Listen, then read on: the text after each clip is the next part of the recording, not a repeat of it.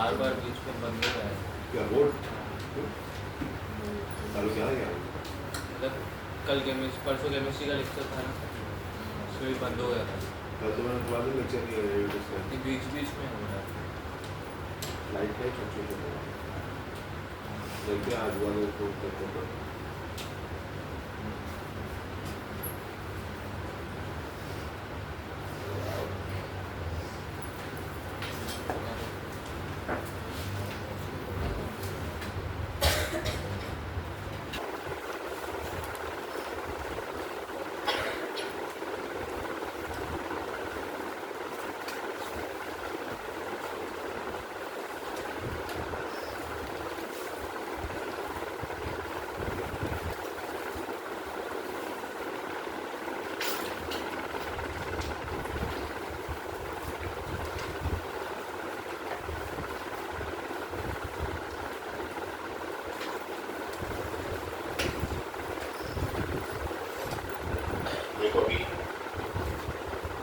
Chapter है ना, थोड़ा फॉर्मूला बेस्ड चले जाएगा। मतलब बहुत सारे डायरेक्ट फॉर्मूला है जो आपको याद रखनी है, जिसका एक्सप्लेनेशन समझा नहीं समझा वो आगे बढ़ना, क्योंकि डायरेक्ट फॉर्मूला वाले समझेंगे, कहीं पे भी डायरेक्ट फॉर्मूला में आएंगे कुछ ना कुछ और सम बन नहीं सकता है। कुछ कुछ हमको डायरेक्टली ऑब्जॉर्व करना पड़ेगा, कुछ कुछ डेफिनेशन है हम कुछ नहीं कर सकते। वो डेफिनेशन दी हुई है, फॉर्मूला दी है, डेरिवेशन है ही नहीं उसकी हमारे पास। स्टोक्स लॉ हो गया, विस्कोसिटी हो गया, ये सब हो गए। उसके बाद एक और लॉ है, वेलोसिटी ग्रेडियंट हो गया, एक और था इसके अलावा, 3 ये हो गए, 4 है ऐसे जो हमको डायरेक्ट फॉर्मूला बेस्ड, डेरिवेशन भी नहीं है, सिर्फ डेफिनेशन ऑफ फॉर्मूला याद करनी है। तो यहाँ से ही चालू होता है वो सिलसिला। अब expression for capillary rise and fall, तुमको अगर थोड़ा भी किसने रिवाइज किया होगा तो उसको पता होगा, हमने 2 पढ़े थे, कैपिलरी राइज कैपिलरी फॉल, समझे। एक हमने देखा था कि 2 टाइप के मेनिस्कस बनते थे, एक कॉनकेव मेनिस्कस बन रहा था, एक कॉन्वेक्स मेनिस्कस बन रहा था। जब पानी और ग्लास था तो कौन सा मेनिस्कस था? कॉनकेव, बराबर, कॉनकेव था। जब मर्क्यूरी और ग्लास था तब कॉन्वेक्स, समझे। अब तुमको मैंने शायद एक बात बताई थी उस टाइम पे, सेम हाइट है तो सेम प्रेशर होता है, बराबर। हमने ये बात याद रखी थी, तुमको आज भी याद रखनी है बात कि अगर सेम हाइट है, सेम लिक्विड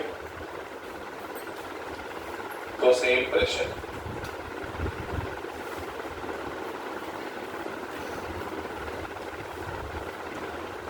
तो जो expression for capillary rise and fall है, उसका पहला एक्सप्रेशन प्रेशर डिफरेंस से ही दिया जाता है। अब वो क्या बोलता है कि pressure at certain height, pressure inside the liquid at certain height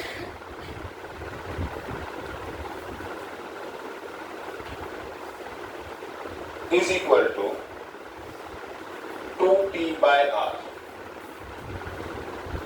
ये फॉर्मूला पढ़ी है कहीं 2T by R? हाँ,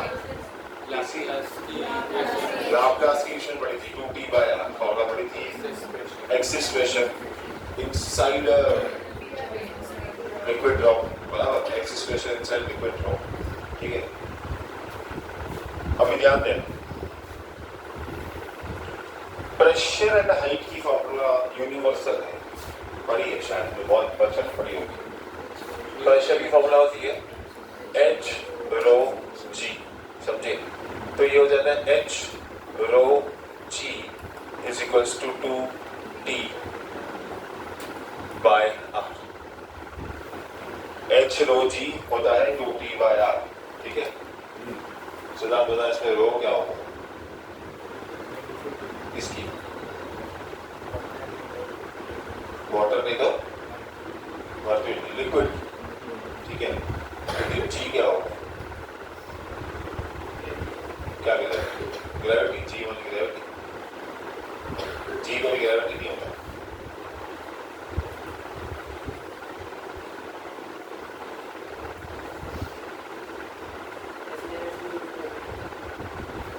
H इसकी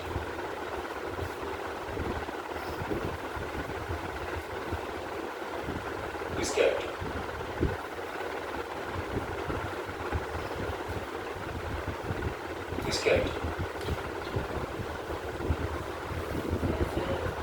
प्रेशर की हाइट।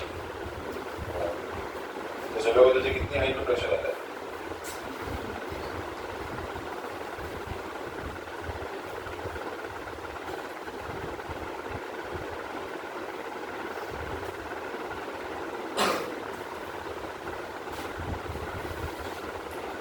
ये है हाइट ऑफ लिक्विड कॉलम, ये है डेंसिटी ऑफ लिक्विड, ये है एक्सेलरेशन ड्यू टू ग्रेविटी, ये है सरफेस टेंशन, और ये है रेडियस ऑफ द वेसल। तुम लोग जो हम लोग कटोरा लेंगे या टेस्ट ट्यूब ले रहे हैं, जो ले रहे हैं वो, अगर वो नहीं है तो फिर सेंटर से बीच का डिस्टेंस ले लो, अगर वो नहीं है तो समझे, क्योंकि अगर छोटा भी लेते हैं तो क्या रेडियस होगा क्या सेंटर होगा, एक ही बात बनेगी, समझे। ये एक फॉर्मूला आपको याद रखनी है, H rho G is 2T/R। अब इसमें से निकलता क्या है? इसमें से अगर आपको टेंशन चाहिए तो टेंशन हो जाएगा H rho G R/2। अगर आपको लिक्विड की हाइट चाहिए रहेगी तो H हो जाएगा 2T बाय बोलो रो G R। समझे, height of the liquid column का मतलब है कि समझो अगर आपका टेस्ट ट्यूब ये है, आपका टेस्ट ट्यूब ये है, टेस्ट ट्यूब की हाइट कुछ भी हो सकती है x से, पर पानी यहाँ तक भरा हुआ है, तो हम लोग को ये हाइट लेनी, समझे, हम लोग को ये हाइट लेनी। मेरे टेस्ट ट्यूब की हाइट कितनी भी बड़ी हो उनको फर्क नहीं पड़ता, समझे, ठीक है। कभी कभी ऐसा भी देंगे, वो आपको इमिसिबल लिक्विड्स देंगे, immiscible. What do we mean by immiscible liquids? जो लिक्विड्स कभी मिक्स नहीं होते, जैसे oil and water. Oil and water का आपको एक साइड इधर वाला ऑयल देंगे,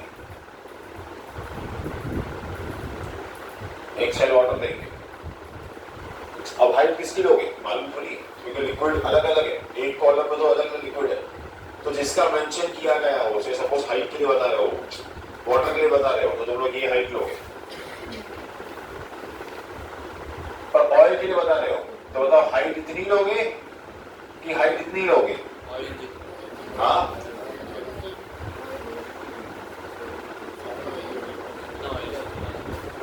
वाटर के लिए अगर पूछ रहे हो लोग समझे, तो ये x हाइट लोगे कि ये y हाइट लोगे? x की y, ये तो क्वेश्चन है। अच्छा देखो, हाइट हमेशा मेजर होती है बॉटम से लेके सरफेस टेंशन तक, समझा, जहां पे उसका सरफेस का थिक फिल्म हो, जहां पे उसका सरफेस का फिल्म हमको दिखे। तो ऑयल के केस में हम लोग को वो जो भी नीचे हमने वाटर लिया था, ऑयल लिया था, वाटर लिया था, यहाँ पे है हमारा सरफेस, समझे, क्योंकि यहाँ पे इमिसिबल लिक्विड्स है तो हाइट इतनी लेंगे, पर ऑयल के लिए सरफेस कहाँ पे है? यहाँ पे है, तो हाइट ये पूरी की पूरी लेनी पड़ेगी, समझे, तो वाई लेंगे। नहीं, डेंसिटी तो अलग हो जाएगी ना पानी की, मिक्सअप कैसे होगी? हाइट मतलब मुझे अभी जैसे 2 7th फ्लोर पे रहता है, तो नीचे के 6 फ्लोर थोड़ी देखेंगे, 2 7th पे रहता है, तो तेरा खाली 7th फ्लोर पे है, पर तेरा फ्लोर माना कैसे जाता है? 0 से लेके 7 तक, समझ में आया? ऐसा होता है, this is what how we calculate height in H rho G। आया समझ में? पक्का इसको एज इट इज लिख लो, टेक्स्ट बुक में ऐसा नहीं है, एज इट इज लिख लो।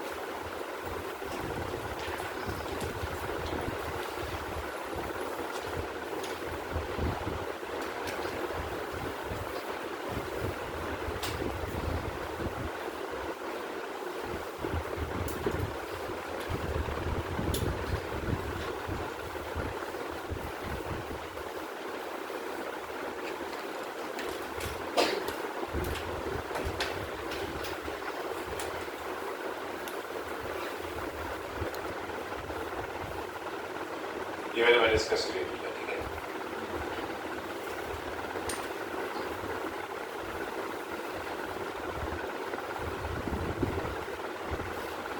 ठीक है, अब देखो, अब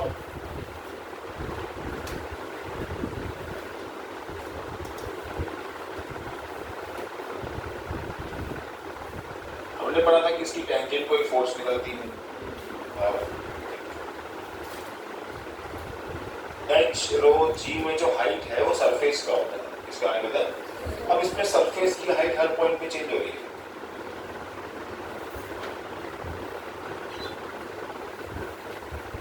सरफेस की हाइट हर पॉइंट पे चेंज हो रही है, ठीक है। यार तो यहाँ पे क्या हाइट है पता नहीं, क्योंकि जितना मेनिस्कस मैंने बनाया है उतना बड़ा मेनिस्कस होता भी नहीं, होता भी बहुत छोटा सा है। अगर बड़े टर्म्स में देखिए तो इग्नोर कर सकते हैं, मैक्रो या माइक्रो टर्म्स में देखिए तो इग्नोर नहीं कर सकते, समझिए ऐसा है। फिलहाल के लिए हम उसको इग्नोर कर देते हैं, बड़े टर्म्स में देखते हैं। ये टेंशन जो होता है ये एक्चुअली एक फोर्स है, पर ये तो क्लियरली दिखाई दे रही है कि कहीं सीधी नहीं लग रही है, एक फोर्स हमेशा एक एंगल पे लग रही है। फोर्स किस पे लग रही है? एंगल पे लग रही है, समझे। ये एंगल है कोई तो भी थीटा, पता नहीं कौन सा है लेकिन ठीक है, समझे, एक एंगल थीटा। अब इसी को अंदर एप्लीकेट करते हैं, समझे। ये जो मैं मेथड करा रहा हूँ अभी वाला, ये टेक्स्ट बुक मेथड है, इलॉजिकल मेथड है, इलॉजिकल नहीं मतलब कहीं पे लॉजिकल है, लेकिन इसके बाद का जो मेथड आएगा उसमें तुमको एग्जैक्ट डेरिवेशन मिलेगी इसकी कि फॉर्मूला आई कैसे। फॉर्मूला यही है, खाली यहाँ पे एक चीज ऐड हो जाती है, फॉर्मूला सेम ही चलेगी, लेकिन इसका एक मेनिस्कस के लिए कुछ ऐड होगा, क्योंकि जब भी हम मेनिस्कस की बात करेंगे तो हम थीटा इग्नोर नहीं कर सकते। कंपोनेंट आएगा, क्या आएगा? कंपोनेंट आएगा, कुछ भी नहीं आएगा, क्या आएगा? कंपोनेंट आएगा। हाँ, तो हमने देखा है कि यहाँ पे इसको ऐसा टेंजेंट बनेगा। मैं क्या करता हूँ, सेम फोर्स जैसे ये है, जो ये टेंजेंट है इसको उठा के यहाँ रख देता हूँ, वेक्टर के हिसाब से हम इसको शिफ्टिंग कर सकते हैं, समझे। जब मैंने इसको उठा के यहाँ रख दिया तो फिलहाल मैं क्या करता हूँ, खुद से बना देता हूँ।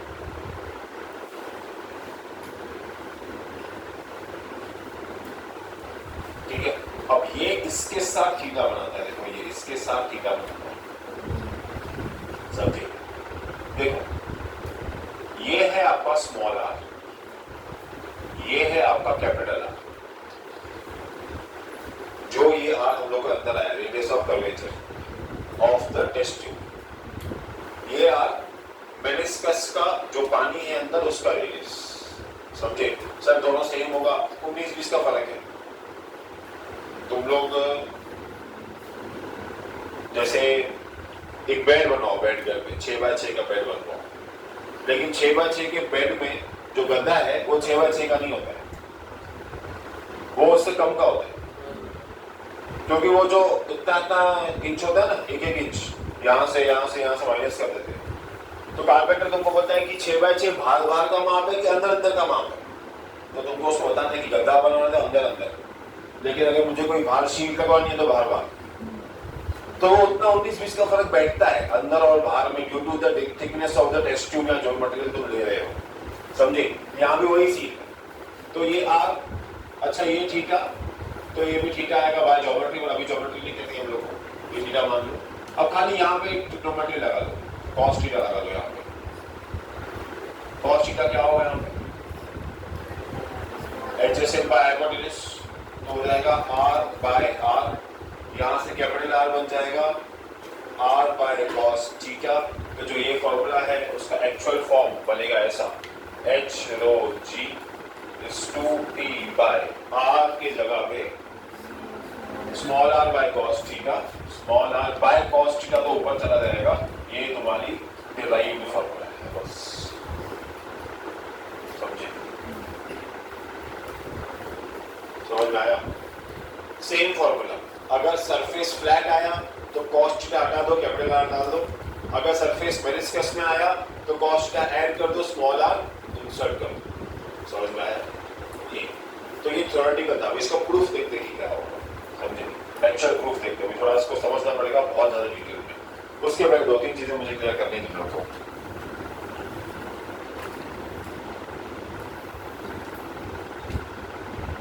प्रूफ करने के पहले मुझे बताओ डेंसिटी की असल फॉर्मूला क्या है? Mass by volume. डेंसिटी की फॉर्मूला क्या है? Mass by volume. सिलेंडर का वॉल्यूम क्या होता है? Pi r square h. Clear? Surface tension की एक फॉर्मूला पढ़ी थी हमने, F by N बराबर। Surface tension is force per unit length बराबर। ये 3 चीजें क्लियर रहेंगी, ये 3 चीजें क्लियर रखें। समझिए? हेलो,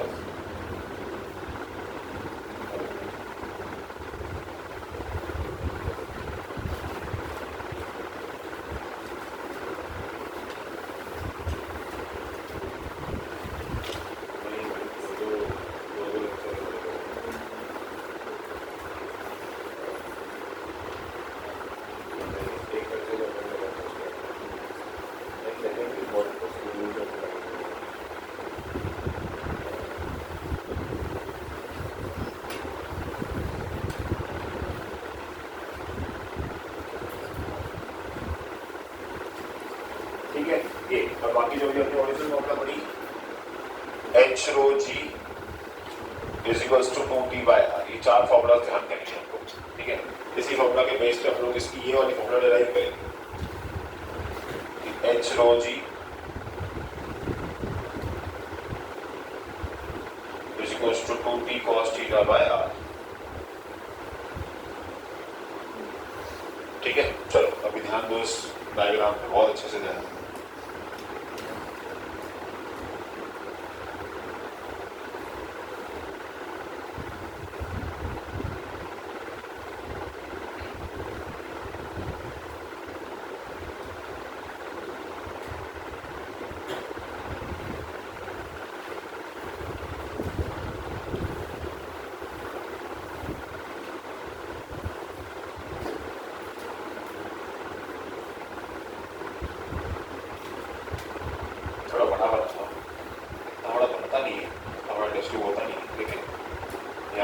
फोर्सेस दिखाने के लिए करना पड़ेगा।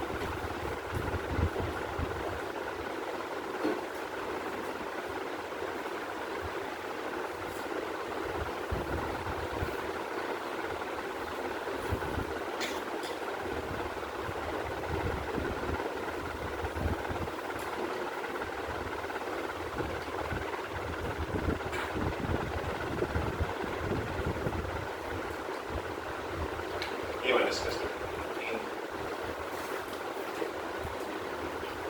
अब मैं इसको कंप्लीट करता हूँ। ऐसे इमेजिन करता हूँ कि ऐसा 3D है, ऐसा समझिए। टेस्ट ट्यूब में 3D होता है ना, ऐसा हम तो 2D पढ़ रहे हैं, नहीं ऐसे 3D, ऐसे गोल। You can see the topper, upper surface topper. अब देखो क्या है यहाँ पे, दो फोर्सेस हैं। ये फोर्स जो टेंजेंशियल निकलती है, force due to surface tension, बराबर, ठीक है।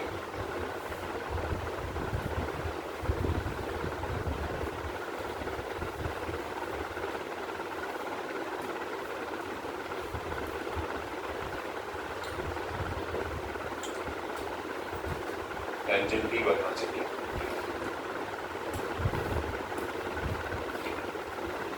अब इस फोर्स को नाम दे देंगे Ft।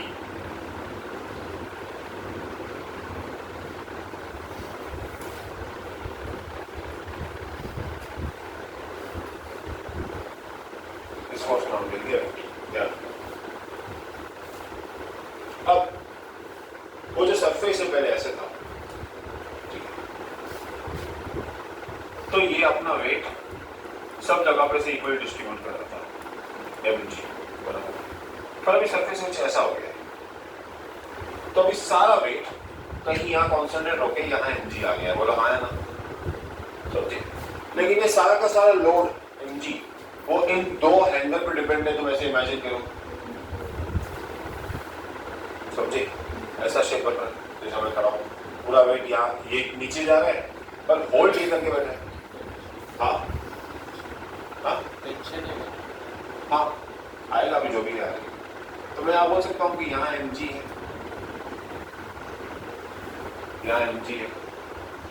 फिलहाल दोनों मार्क करो, बाबू पूरा काम एक साइड पे कर लूंगा, एक साइड पे कर लूंगा, समझे? अब इस mg को बैलेंस करने के लिए कोई तो फोर्स आना चाहिए। वो कौन आएगा? इसका कंपोनेंट। इसका क्या आएगा? कंपोनेंट। अब इसके कंपोनेंट बनाओ।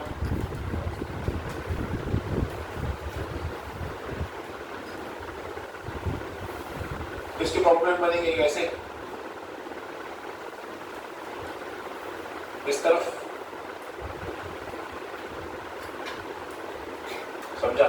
और एक बनेगा नीचे की तरफ, ओ साइड की तरफ।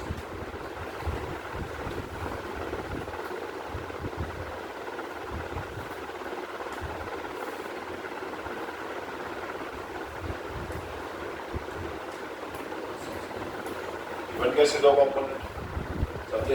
बन गए दो कंपोनेंट। अब देखो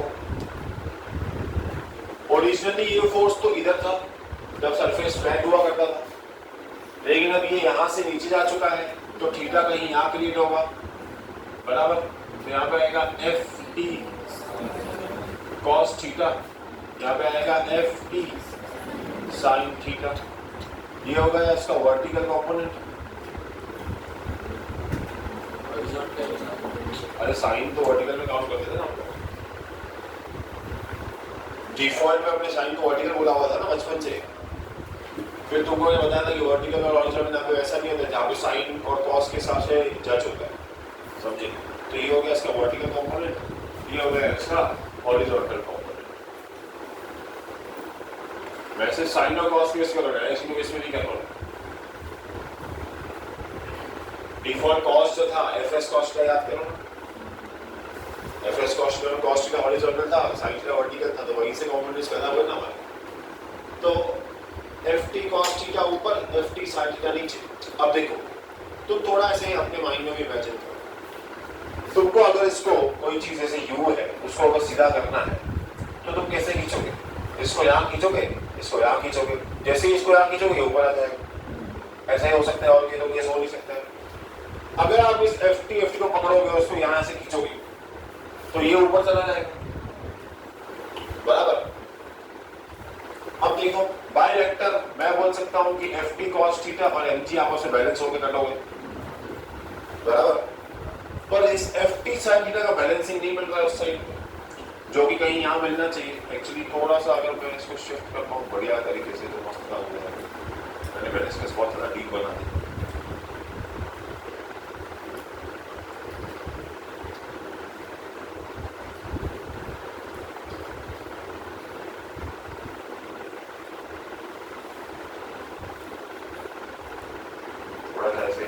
एडजस्टमेंट देख लो, टेंजेंट यहाँ से तो थिक बन गया तो इसलिए थोड़ा तकलीफ होगा।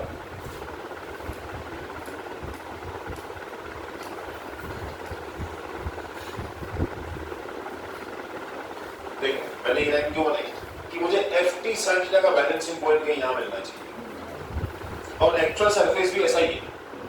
ये तो मेनिस्कस के जैसे ऐसे झुक गया ना नीचे, एक्चुअल सरफेस ऐसा ही था ना, ये तो मेनिस्कस के जैसे ऐसा झुक गया, ये तो ऐसा झुकना नहीं चाहिए था। सरफेस ऐसा था मेनिस्कस के जैसे, वो ऐसा हो गया, समझिए? इस लाइन पे हमको बैलेंसिंग पॉइंट मिलेगी एफ टी साइन थीटा, समझे? किसकी बैलेंसिंग पॉइंट मिलेगी? F T sine theta. तो अभी हमारा काम है इसको ढूंढना।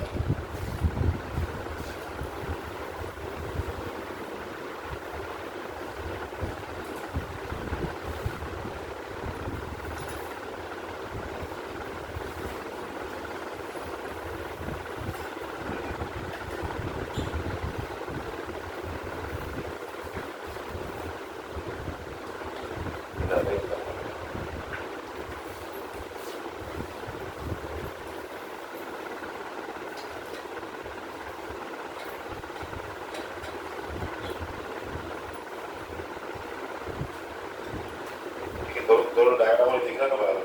चलो अब यहाँ पे डेरिवेशन स्टार्ट करते हैं।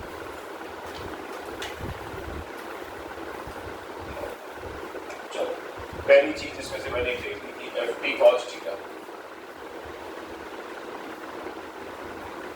Is valued by M G, ये कैंसिल आउट हो गया आपस में, ठीक है।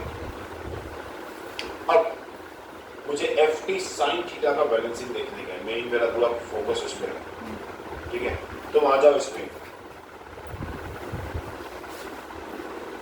1 2 3 4 1 2 3 4 ये क्या लिखते हैं? कुछ हम लोग इनिशियल यूज कर सकते हैं गैस के लिए।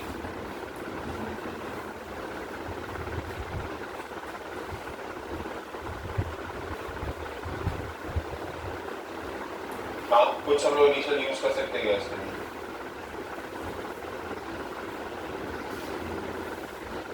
चारों में से, पांचों में से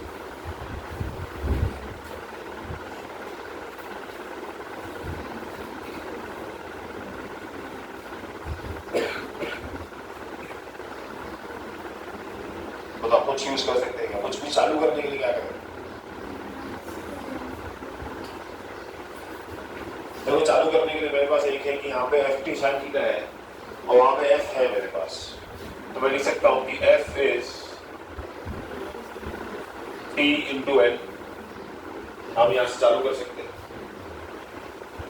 यहाँ पे मैं एफ को लिख दूं एफ टी,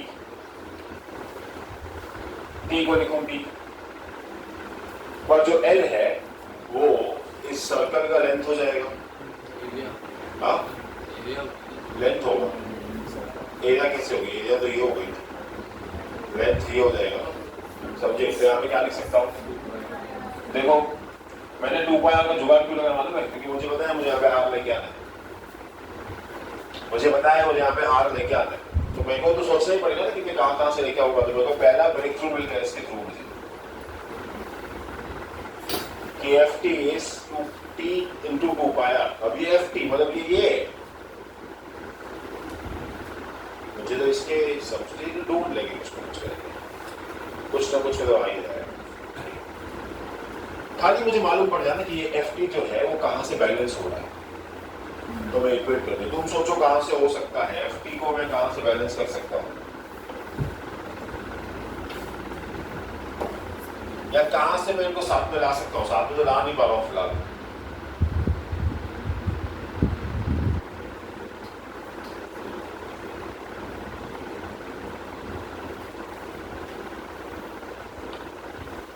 कहाँ से मैं फोर्स और वेट को इक्वल करूँ?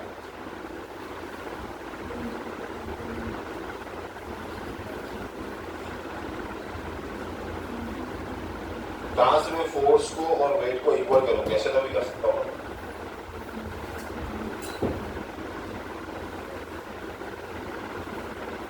देखो फोर्स और वेट यहाँ से इक्वल हो रहा है। वेट मतलब क्या होता है? mg। वेट क्या होता है? mg। मतलब F T cos theta mg होता है। मतलब अगर मुझे फोर्स और वेट को इक्वल करना है तो मुझे यहाँ पे जो फोर्स लगेगी वो लगेगी एफ टी, वेट लगेगा mg। पर mg के साथ जो ft है वो ft नहीं है। mg के साथ ft क्या है? ft cos थीटा है। कौन सा ft है? cos theta. ये बात समझ में आई तुम लोग को? कितने लोगों को समझ में नहीं है ये बात मैंने क्या किया? तुम समझ रहे मैं क्यों कर रहा हूँ? फोर्स को वेट से इक्वल कर रहा हूँ क्योंकि मैं जब इसको खींचूंगा तो मुझे इसको अगेंस्ट द ग्रेविटी खींचना पड़ेगा ना, तो मुझे इतना वेट फील होगा ना। समझ में आया? मुझे इसको अगेंस्ट द ग्रेविटी खींचना पड़ेगा। तो ft mg है, समझे? ft क्या है? mg। तो मैं यहाँ पे अगर कॉस्ट का मल्टीप्लाई करूँ दोनों साइड पे, समझे? दोनों साइड में कॉस्ट का मल्टीप्लाई कर दूँ तो क्या हो जाएगा? यह हो जाएगा F T cos theta is equals to 2 into 2t into 2 pi r into cos theta. देखो मैंने इक्वेशन चेंज नहीं की, पर मैंने स्मार्टली क्या किया, इसको mg से इक्वेट कर दिया। तो मैं सेकंड ब्रेक में यहाँ पे लिख सकता हूँ कि ये mg है। mg is equals to t into 2 pi r into cos theta. देखो मैं बहुत स्मार्टली g को भी लेके आ गया। आया समझ में? हाँ, एक एक करके मैं चीज लेके आ रहा हूँ जो मुझे फाइनल फॉर्मूला की रिक्वायरमेंट है। r cos थीटा भी आ गया, t भी आ गया, 2 भी आ गया, बराबर, और जी भी आ गया, करेक्ट। तो मैं अपने ये ब्रेक थ्रू पकड़ता हूँ, यहाँ तक देखो मैंने लिया किया है, ये मैंने वेक्टर से निकाला है, ये मैंने फॉर्मूला से निकाला है, ये अगेन मैंने ज्योमेट्री से निकाला है। फिर मैंने बोला है कि खींचने के लिए तो मुझे बात मालूम है कि इससे वेट से इक्वल करना पड़ेगा ही पड़ेगा, समझे। चलो अब मुझे कैसे भी करके ये मास को हटाने का, हाँ, तो ये यहां से मैं आऊंगा, समझ में आया। चलो डेंसिटी होता है मास बाय वॉल्यूम, देयरफॉर मास हो गया डेंसिटी इनटू वॉल्यूम। तो मास क्या हो जाएगा, डेंसिटी रहेगा, लेकिन वॉल्यूम क्या है इसका, पाई आर स्क्वायर एच। बोलो हाँ है ना। इस m को उठा के यहाँ डाल दूं, बराबर, इस m को उठा कर यहाँ डाल दिया तो बन जाएगा rho pi r square h into g is equals to T into 2 pi r into cos theta. अब देखो एक आर में चला गया, पाई में चला गया, हो गया H rho G is equals to 2t cos theta, और जो ये r बच गया उसको उठा के नीचे डाल दो, डन। आई बात समझ में, वापस करते हैं इसको। क्या किया मैंने डायग्राम बनाया, मेनिस्कस बनाया, मेनिस्कस के इसके टेंजेंट बनाया। ये है force due to surface tension. Force due to surface tension हमेशा सरफेस को टेंजेंशियली बनती है। अगर सरफेस कुछ ऐसा होगा तो उसकी फोर्स ऐसे होगी, इसकी फोर्स ऐसे होगी। इसका मतलब दो ऐसे फोर्सेस चाहिए सरफेस को सीधा रखने के लिए। अब यहाँ पे दो ऐसे फोर्सेस नहीं है, बस दो ऐसे फोर्सेस हैं। जब दो ऐसे फोर्सेस हैं तो उनके हॉरिजॉन्टल कंपोनेंट, यहाँ पे साइन आएगा मतलब वर्टिकल, जो है वो इसको इक्वेट कर लेगा, समझे। मतलब मुझे फाइनली इसका आंसर चाहिए था ये, वो मैंने कहां से लाया, मैंने यहां से लाया, इसको यूज करके लाया। बहुत सिंपल तरीका था इसको यूज करने का। कैसे यूज किया मैंने इसको, पहले मैंने लिख दिया by vector ft equals to mg। अब मैंने लिखा कि सरफेस टेंशन फॉर्मूला में से फोर्स होता है t into l। Surface tension यहाँ पे f नहीं ft है, समझे, ft है तो t और l इसका सर्कमफरेंस है 2 पाई r। अब मैंने बोला कि जो ft है अगर वो mg से बैलेंस हो जाए, पर ft mg से बैलेंस नहीं होता है, ft का कंपोनेंट mg से बैलेंस होता है, तो ft का कंपोनेंट mg से बैलेंस करवाया। जब मैंने यहाँ पे कॉस्ट का मल्टीप्लाई किया तो यहाँ भी करना पड़ेगा क्योंकि मेरे को इक्वेशन चेंज नहीं करनी। पर जब मैं यहाँ कॉस्ट का मल्टीप्लाई कर रहा हूँ तो मुझे बताया कि ft कॉस्ट का क्या होता है mg, तो मैंने यहाँ पर लिख दिया mg और अब लिख दिया t। मैं देख रहा हूँ कि मेरी इक्वेशन आ रही है, समझ में आया। मैंने देख लिया, मुझे कॉस्ट मिल गया, मुझे r मिल गया, मुझे 2 मिल गया, मुझे t मिल गया, मुझे g मिल गया, समझे। मुझे ये सब चीजें मिल गई। अब मुझे खाली क्या चाहिए था, एक h चाहिए और एक रो चाहिए। अब मैंने कहा डेंसिटी के पास, डेंसिटी ने बोला कि मास होता है डेंसिटी इनटू वॉल्यूम, मास लिख लिया, ये वॉल्यूम में मेरे पास हाइट आ गई और मैंने जब सब्स्टिट्यूट किया तो मेरे को मेरा इक्वेशन मिल गया। बहुत सिंपल, आई बात समझ में क्या किया मैंने, श्योर। इसको भी लिख लो, जैसे लिखाया मैंने।